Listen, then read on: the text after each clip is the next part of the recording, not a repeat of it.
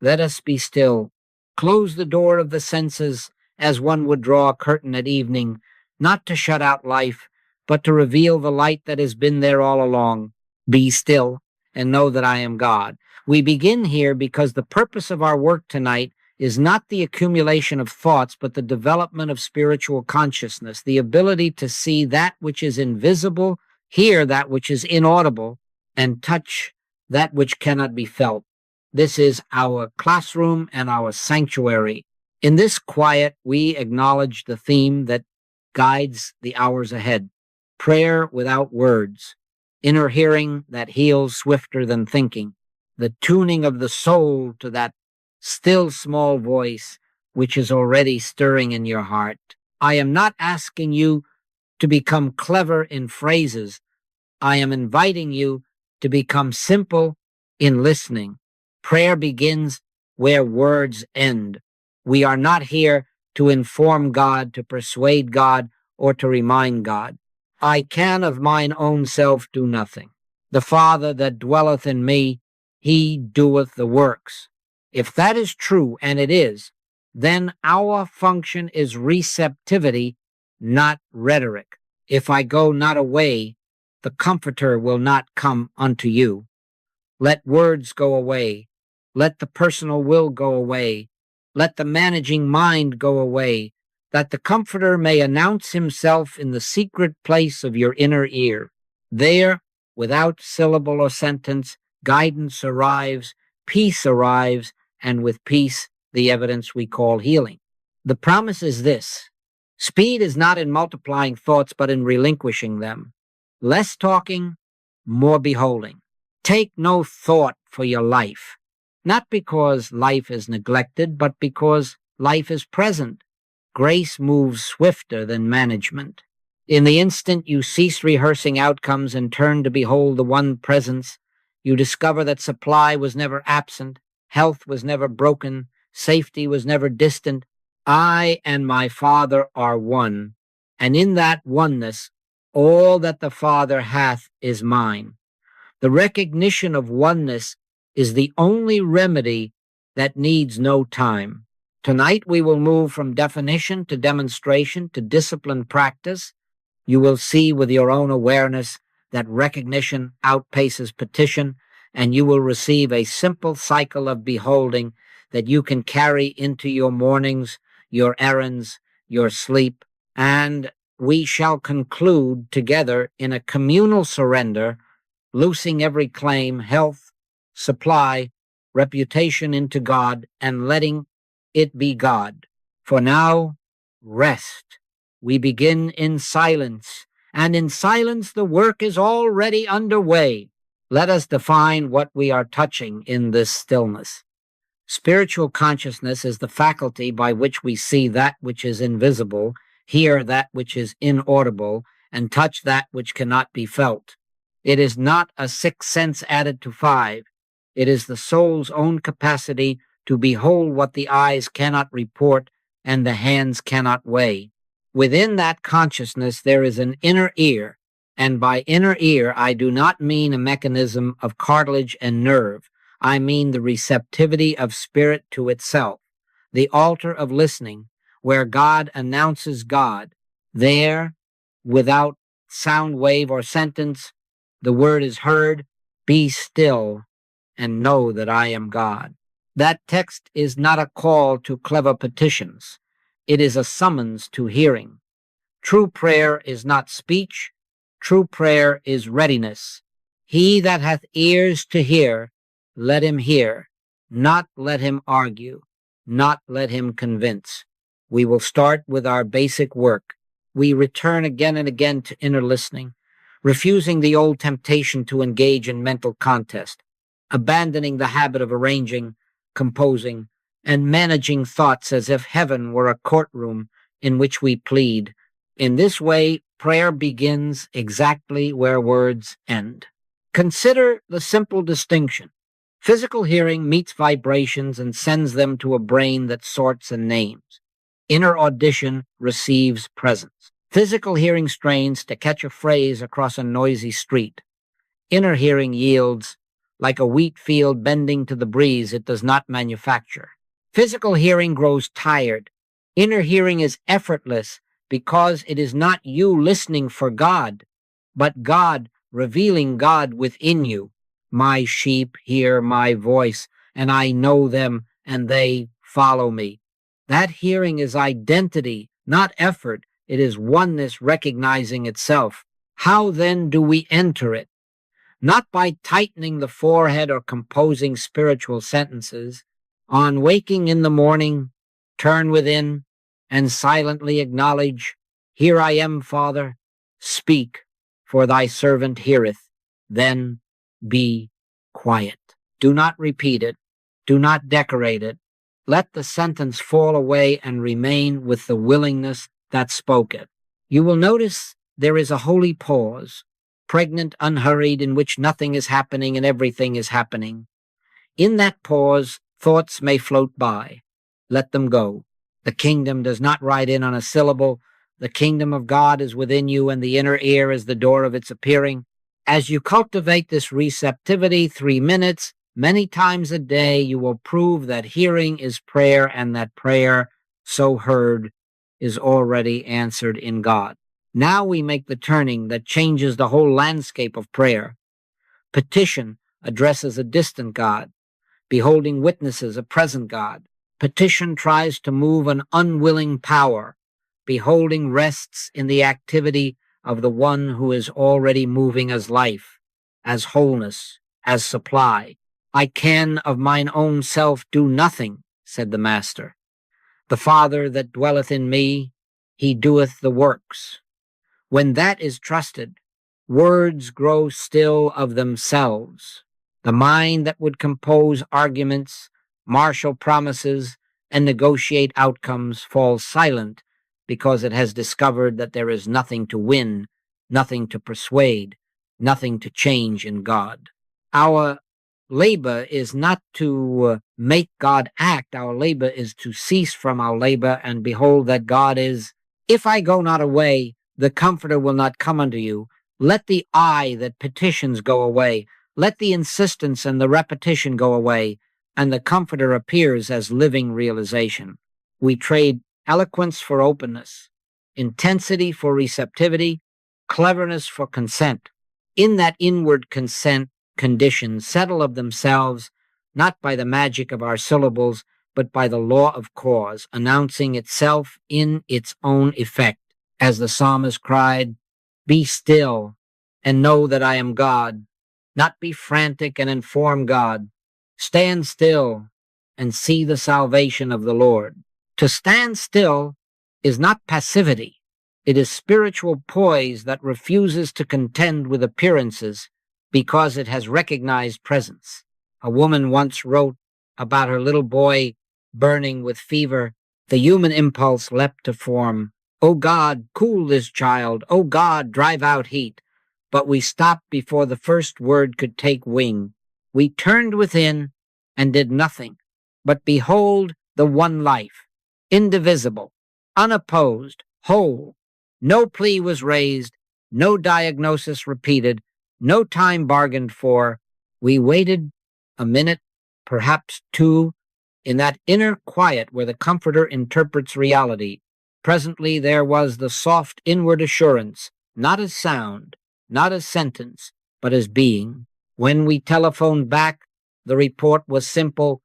He has fallen asleep. The flush is gone. Grace moved faster than management because we had stepped aside from management.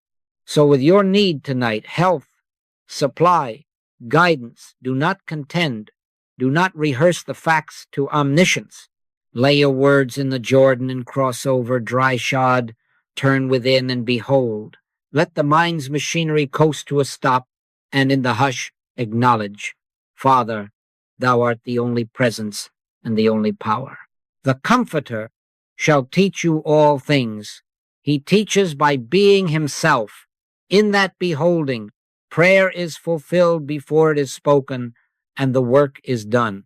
As the mind grows still and the tongue releases its labor, we must ask, who is it that beholds? Not a separated self peering toward a distant deity, Oh no, a wave recognizing its ocean. The wave is not an orphan. It is the ocean in form, inseparable and indivisible, receiving from the ocean not a ration, but its very being, its motion, its life. So with you, I and my Father are one, not two cooperating, not two negotiating, one. And because of that oneness, the Master could say without presumption, all that the Father hath is mine. When?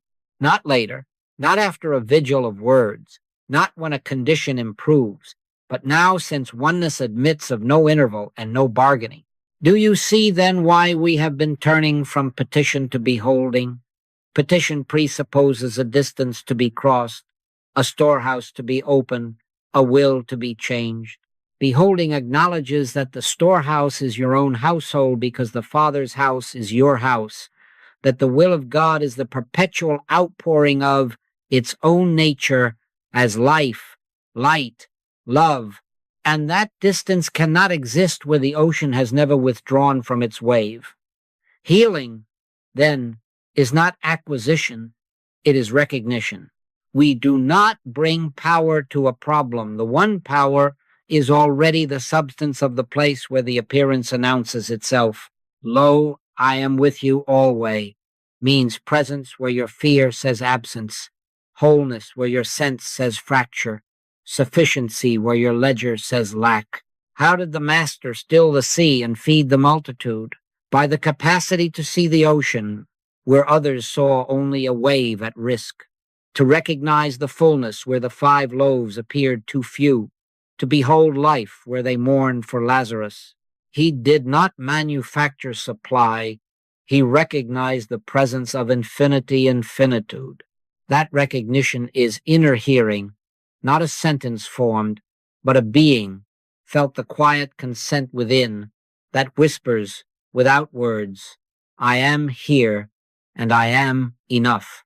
In that acknowledgement, the belief in separation loosens, and with it the strain, the fear, the urgency. Then the evidence arranges itself, not because you have informed God, but because you have let God inform you. Practice it now in simplicity. When a sensation announces pain, when a bill announces lack, when a headline announces danger, pause and remember, I am the wave of the living ocean. The Father within me is the life of this very moment. The Father that dwelleth in me, he doeth the works. Let that be your hearing. Stand a minute, too, without verdict or plea, and feel, not imagine, not argue, but feel the indivisibility of presence. Presently a soft assurance will settle, perhaps like the hush that follows wind upon water. That is recognition. That is prayer. And as surely as the tide answers the moon, the form of your day will adjust to the fact of your oneness. Rest there. Take no thought for your life is not poetry for plaques. It is instruction for the next breath. The Master did not invite irresponsibility. He named the way responsibility is fulfilled. Seek presence and let provision appear. Seek ye first the kingdom of God and his righteousness, and all these things shall be added unto you. Added, not manufactured nor argued for. Added because life expresses itself as the things you call food, wisdom, opportunity. To take no thought is to withdraw the mind's hands from the loom and watch the weaver work. It replaces managing with beholding, calculation with consent, fear with hearing in which the Father announces sufficiency. Overthinking delays because it attempts to complete what truth has finished. Grace is swift. Reality is accomplished in God before it appears to us. Before they call, I will answer, and while they are yet speaking, I will hear. The clock is management. Grace is eternity. When we step from the churn of self-arrangement into the hush of remembrance, results meet us ahead of time. Be anxious for nothing, not because nothing matters, but because the Christ within orders what concern tangles, thought plans, compares, forecasts. Grace unveils. Thought worries the door. Grace finds us inside. Thought is a mill, grace is a river. Yield the mill, ride the river. Scripture trains this in story. Manna fell when hoarding ceased. He that gathered much had nothing over, and he that gathered little had no lack. When they tried to preserve yesterday's grace for today's fear, it bred worms. But when they trusted the presence that led by cloud and fire, bread answered the morning. Their shoes did not wear out. Elijah found supply not by panic, but by presence. The brook Cherith until it dried, then the widow's jar that would not fail. Do you see the pattern? Supply follows presence, not panic. Recognition, not rehearsal. The quiet yes of inner assurance, not the noisy drum of mental management. Therefore, living by grace is a change of government within. When the bill arrives, when the symptom announces itself, when the calendar shouts a deadline, do not seize the levers. Lay them down. Turn within and acknowledge, Father, thou art the only presence and the only power. I can of mine own self do nothing. The Father within me doeth the works. Then wait, unhurried, unafraid. Let the surface mind grow still enough to hear what already is. Presently a rightness rises, perhaps an idea, perhaps a call, perhaps simply peace, and as surely as the dawn follows the night, the form appears in its own wise way. Take no thought, seek presence, and as thought quiets, grace reveals what is, swift, sufficient, done. Let us bring this from statement to sight. In the same breath in which we have said, take no thought, we will test the difference between talking at God and hearing God. First, the old way. Take one present need. Do not dramatize it. Simply name it and begin to pray as habit has trained us. O God, please help. Send healing. Change this condition. If thou wilt, I will do better. I promise. Notice the breath shorten, the shoulders rise. Notice how the mind begins to gather scriptures to persuade omniscience, as if the infinite could be convinced by syllables. Hear the pace accelerate. Though the words are devout, the center shifts outward toward a distant throne, a future answer.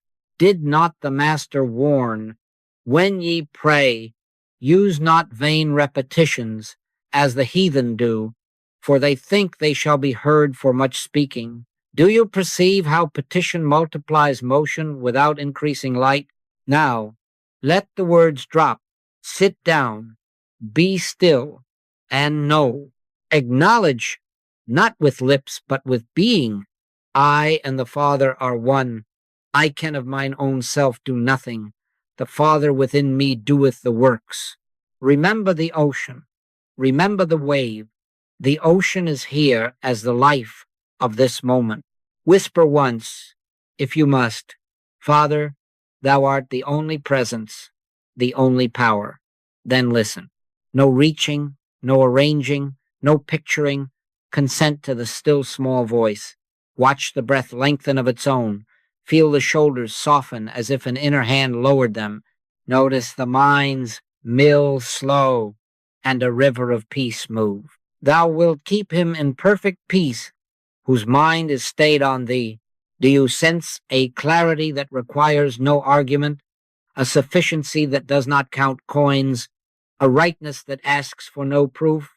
Now compare, not to condemn, but to learn. In the first track, the body took its cue from fear. In the second, it took its cue from presence.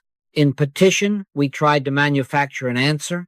In beholding, we discovered an answering that already is. We are not forcing results, we are witnessing shifts, the pace of thought, the ease of body, the emergence of next step. Often, in this stillness, a simple act rises, make that call, rest, send the note, or nothing rises but peace. And that peace is itself the provision. Here is the hook to carry with you. Less talking, more beholding. Watch what changes. Stand still and see the salvation of the Lord. Before they call, I will answer.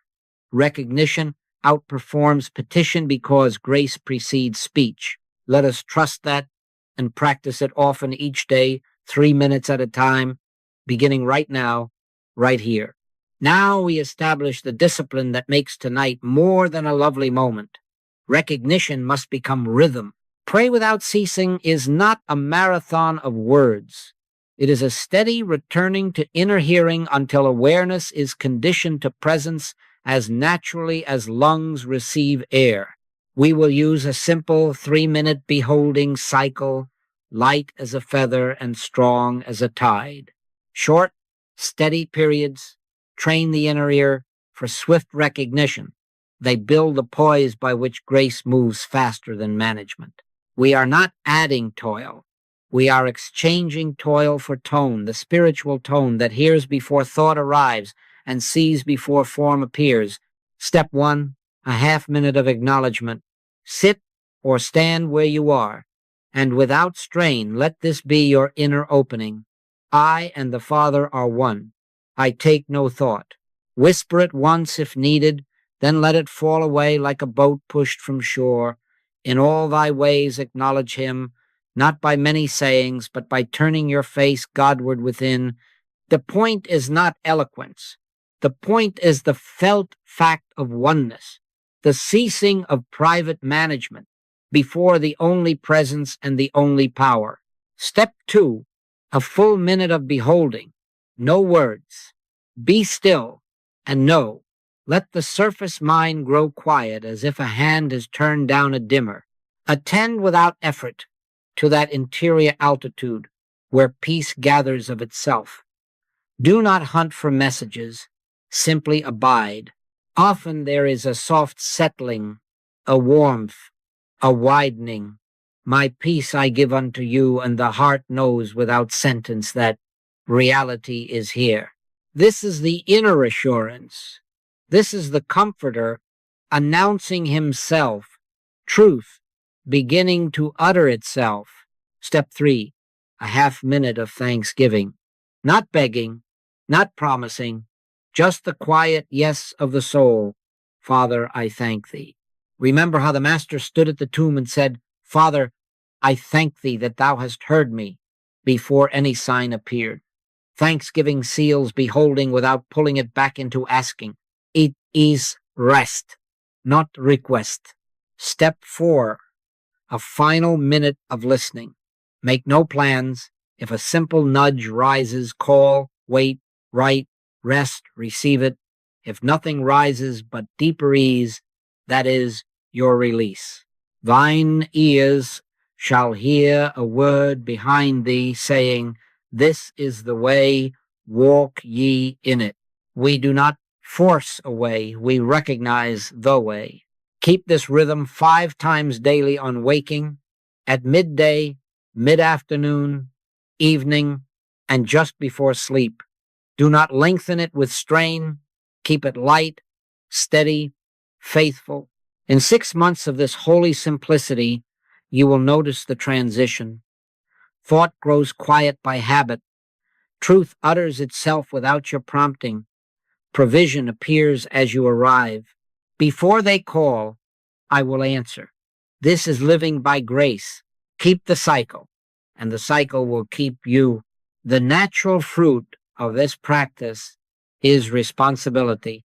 The day is passing when you can outsource spiritual action, when you can count on sending a telegram or telephoning some practitioner to do for you what you have not yet consented to let the Father do in you. Those helps were wholly for their time.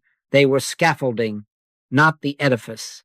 A steady dependence on another's realization, oh no, is, after a season, a denial of the Christ within your own being. It is expedient for you that I go away, said the Master, for if I go not away, the Comforter will not come unto you. The Comforter is not in a distant office. The Comforter is within, and our work now is to lean where he is. I say to you, never refuse a call from this moment on. Do not refuse it on the ground of inexperience, Do not refuse it on the ground of unworthiness. Do not refuse it on the clock's excuse. Say yes, and then take no thought. Your adequacy is not personal prowess. I can of mine own self do nothing, and that confession is your authority. For it is followed by, the Father that dwelleth in me, he doeth the works. There is one sufficiency in this room and in your life. Our sufficiency is of God. Say yes, then turn within, and behold, let the cycle you have learned carry you. Acknowledgement, still beholding, thanksgiving, listening. Do not inform God of need. Let God inform you of himself, and the need will be found already answered in the presence. In earlier years, I saw telegrams and midnight knocks answered by dear souls whose only training was this. They would sit down, grow quiet, and refuse to manage. A mother's cry about a fever, a merchant's panic about the payment, a student's ache of loneliness. They did not rush into speech. They stood still. Stand still and see the salvation of the Lord. In 2 minutes, 5 sometimes in 30 seconds, the inner assurance came not as argument but as being, and the outer pattern adjusted. Before they call, I will answer. Recognition always outruns petition because grace is first. You can begin healing work tonight. Do not wait for a piece of paper or a committee. Do not wait until you feel ready. Readiness is surrender. You have a simple protocol, and you have the ocean of God as your life. When the next call comes, neighbor, child, stranger, even your own thought of fear, say yes and sit down inside. Fear thou not, for I am with thee. If an action rises, take it. If only peace rises, that peace is the act of God. Freely ye have received, freely give. From this hour accept the charge, never refuse a call. The Father within you is your sufficiency, and he will do the works. Now let us take this from charge to charity, from principle to a living need. The telephone rings, or a message flashes, or a knock at the door. A friend is in panic or in pain. You have said yes. You do not rush to advise. You do not gather phrases. You agree to sit perhaps on the same sofa, perhaps miles apart at the same hour, and you agree to silence. Where 2 or 3 are gathered together in my name, there am I in the midst of them. We are not going to fix. We are going to behold. The ocean does not strain to rescue its wave. It simply is what it is, and the wave finds itself in that being. So with us now, step 1, withdraw judgment and fear.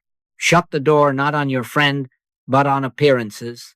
Judge not according to the appearance, but judge righteous judgment. Lay down the report, the clock, the memory of last time, the personal will that wants to manage. Say within and mean it. I can of mine own self do nothing. The Father within me, he doeth the works. Do you feel how that lets the reins slip from the fist of the mind? We are not pretending there is no cry. We are denying the mind its old right to interpret and agitate. Be still. Let your breathing lengthen. You will notice that the bite of urgency loosens when you cease to sponsor it. Step 2, recognize oneness. There are not 2 lives here, one to be healed and one to heal. There is one life, appearing as your friend, appearing as you, indivisible. I and my Father are one, and because of that oneness, there is no second power to oppose God. I am the Lord, and there is none else. If God be for us, who can be against us? Let that sink, not as a chant, but as a fact felt. The wave is in the ocean now. The sun is in the Father's house now. We are not importing health from afar. We are recognizing that being is whole where it is. Step 3, behold. No words now. Be still and know that I am God. Do not reach for visions. Do not fish for sentences. Wait 30 seconds. 2 minutes, until a soft assurance rises, not as drama, not as thunder, but as the hush of presence known. Often it comes like a widening in the chest, a settling in the shoulders, a light upon deep water. My peace I give unto you, not as the world giveth, give I unto you. That peace is not a mood. It is the activity of God announcing itself. When it is there, you will know, because trying has ceased and being has taken its place. Step 4, loose and let go. Release the person and the outcome into God. Father, thy will be done. Cast thy burden upon the Lord, and he shall sustain thee. Do not pick it back up with a final suggestion or an anxious glance at the clock, like those who stood by at the tomb, here within. Loose him and let him go. Loose her, let her go. Into thy hands we commend this life that has never left thy hands. We consent to God being God. What follows may be action, but it will be action from peace, not pressure.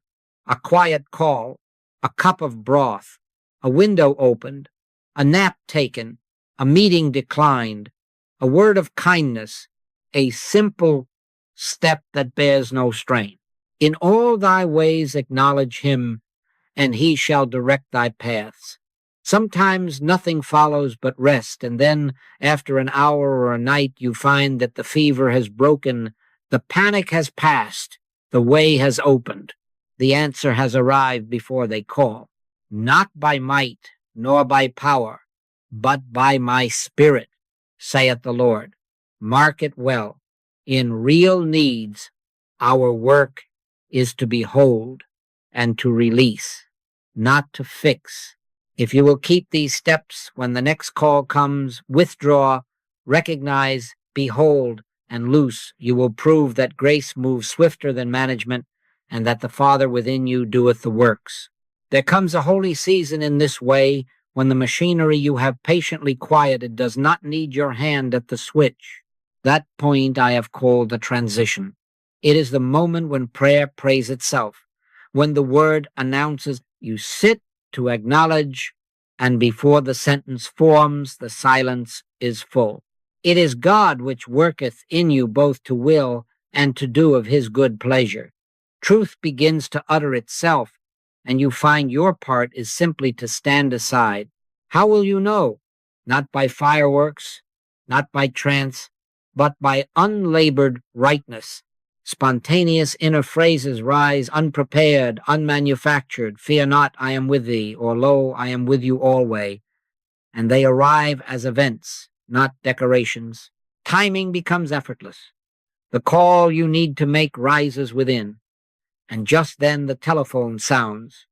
Rest appears when it is due. Thy word is a lamp unto my feet, not a searchlight a mile ahead, a lamp each step lit as needed. Before they call, I will answer, and while they are yet speaking, I will hear. Do not mistake this sweetness for personal power. Guard it with humility, or you will lose the fragrance. Keep to the Master's confession. I can of mine own self do nothing.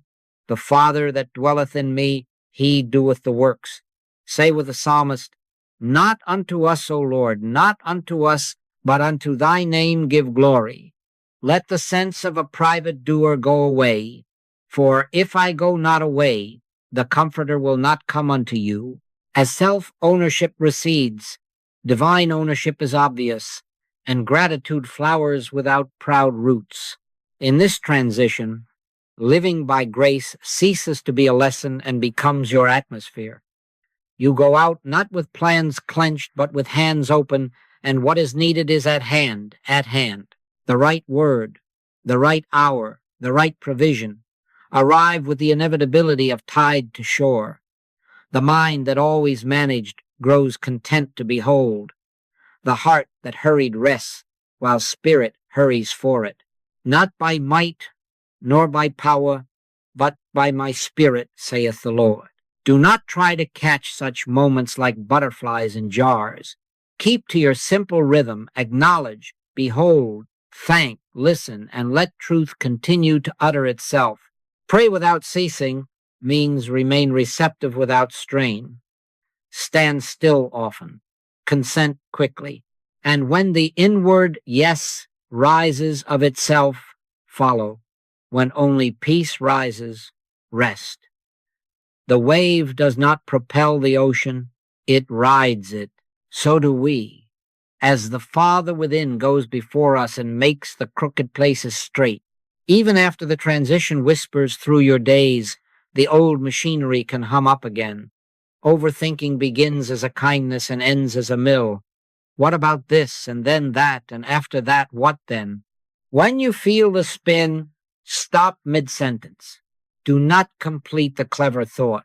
Lay it down like a tool that is not for this job. Turn within and acknowledge, Father, thou art the only presence and the only power. Be still and know that I am God. We do not argue with the appearance. We withdraw its sponsorship. One presence leaves nothing to oppose. One power leaves nothing to fear. The mind quiets sooner when it is not required to win debates. Hurry is another mask that fright tries on. Do not confuse speed with rush. Grace is swift without noise. The Master fed and healed without scramble. Breathe slow, honest, unforced. Behold, 1 minute, 2, then move only as the inner, yes, rises. In quietness and in confidence shall be your strength. Be careful for nothing, and the peace of God shall keep your hearts and minds. The wave does not hasten the ocean, it yields to its larger motion. Yield, and you will find that the very thing panic promised to protect arrives faster when you refuse to hurry. Then there is the clock, oh yes, the tyrant with hands. The calendar would decree your peace. The deadline would pronounce your fate. Oh no, my times are in thy hand. 1 day is with the Lord as 1,000 years, and 1,000 years as 1 day. Eternity is the atmosphere of every moment. Who by taking thought can add 1 cubit to his stature or 1 minute to his hour? We do not bargain with time. We behold the timeless, and time serves.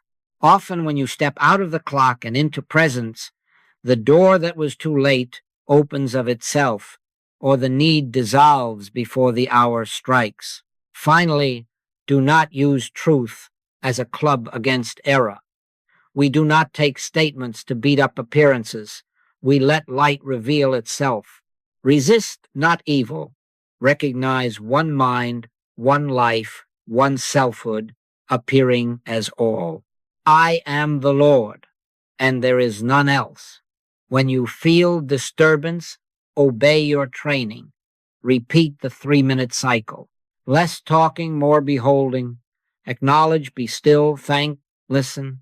Watch what changes the breath, the pace, the sense of orphanhood. Frequently, that is the healing. Sometimes a simple direction rises. Either way, stand still and see the salvation of the Lord. When disturbance rises, cease managing and behold the one presence. There is only God, and where God is, all is well. Rest there and let grace lead. Let us come to silence together now, not to add anything but to yield all. We are not here to make a better plan. We are here to lay every plan upon the altar. Here within, as we say, not with lips only, but with life. Here, Father, you take all the health, all the wealth, all the reputation. You distribute as thy wisdom ordains. Loose it and let it go. Cast thy burden upon the Lord, and he shall sustain thee. We are not forfeiting good. We are surrendering ownership so that good may be God's alone. Be still and know that I am God. In this room, we let the restless, managing mind step aside, and we behold the only presence and the only power. Now, quietly remember who we are. Not orphans begging at a gate, oh no, but waves in the living ocean, inseparable and indivisible. I and my Father are one. Therefore, there is no lack of mind here. for we have the mind of Christ. No lack of life, for I am the resurrection and the life. No lack of supply, for all that the Father hath is mine. No lack of love, for the love of God is shed abroad in our hearts by the Holy Ghost. One ocean, one motion, one self appearing as all. In that oneness, nothing can be added and nothing taken. We do not attempt to fetch holiness, we consent to its already here-in-us. From this consent arises our charge. Never refuse a call from this moment on. When need looks at you across a table, upon a street, in your own thought, answer first in silence. Say yes, and then take no thought. Sit inside and behold until assurance comes. Let the Father within do the works. Begin tonight with one small need, yours or another's. No speeches, no management. Stand still and see the salvation of the Lord. If a step is given, take it. If only peace is given, rest and let peace perform. For the week ahead, we will keep a simple covenant.